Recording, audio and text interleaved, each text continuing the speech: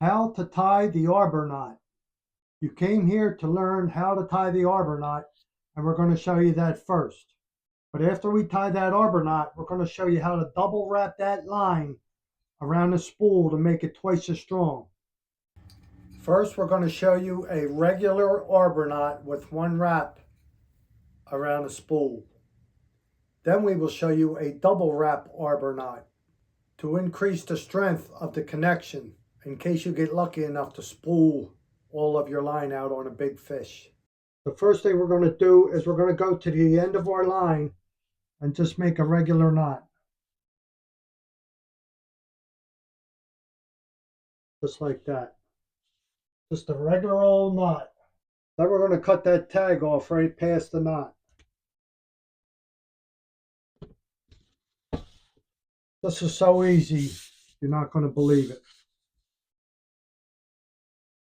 So I'm going to double this line back about 8 inches. Now the end with the knot, I'm going to call the tag end. I'm just going to bring this tag line under the main line and then back over.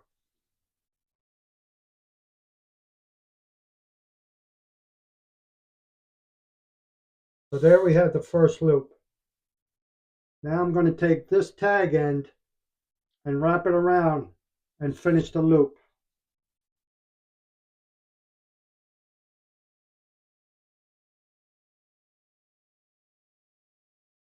So that's what you have here.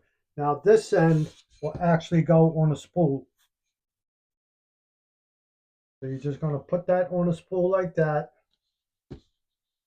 Now the tag end here, of course, always wet your fishing line. The tag end you're going to pull and make it snug. Like that. Now you're going to get the main line and just pull that tight. Once that knot reaches the spool, then you're just going to work it in.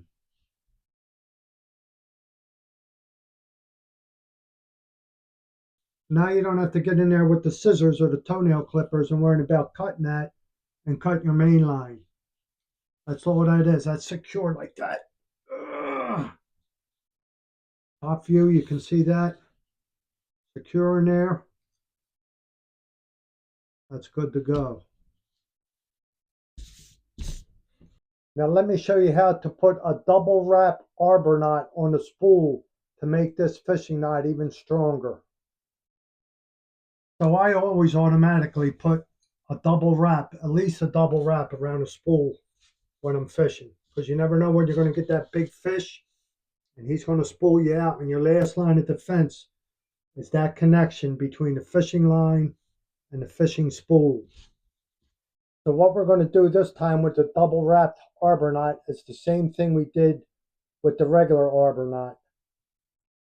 We're going to make a regular knot at the end of the fishing line. And once again, you're going to cut this tag line off here past the regular knot. And we are actually cutting the tag line off before the knot is complete. And the reason I cut this tag line off here, I don't want to be in here with scissors or toenail clippers trying to cut that off and possibly damage the main line or these wraps. And that's why I cut the tag off now. So what you're going to do this time to make a double wrap is you're going to wrap this fishing line around that spool 3 times. And the 3 times will give you double loop around that spool. Then you're just going to go back to what we did with the single wrap. Going to take the tag end and put it under the main line. Then you're going to come back over like that. Do that again. You wrapped it 3 times around the spool, and then you brought the tag line out. Now you're just going to put that tag end under the main line. Goes under, and then you come back over. And you have a loop there. Now you're just going to finish it by putting that tag end under and make a loop. Go right through there, like that.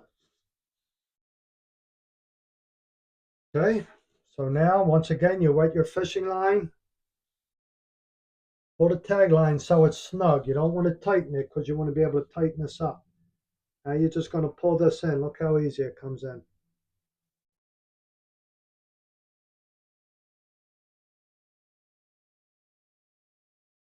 Once the knot gets to the spool, you just have to work this tag line in, and this knot here is going to catch in there and hold it.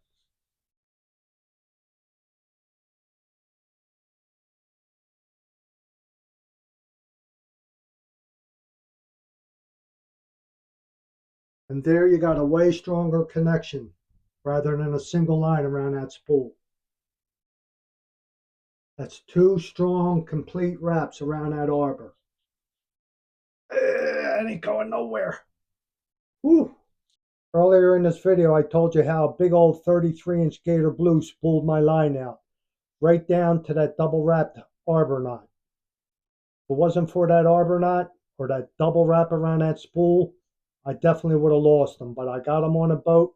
So here's the video. Click this and check it out. It was the fight of my life. Tell me if this is not the battle of the century between man and beast. Thanks for watching.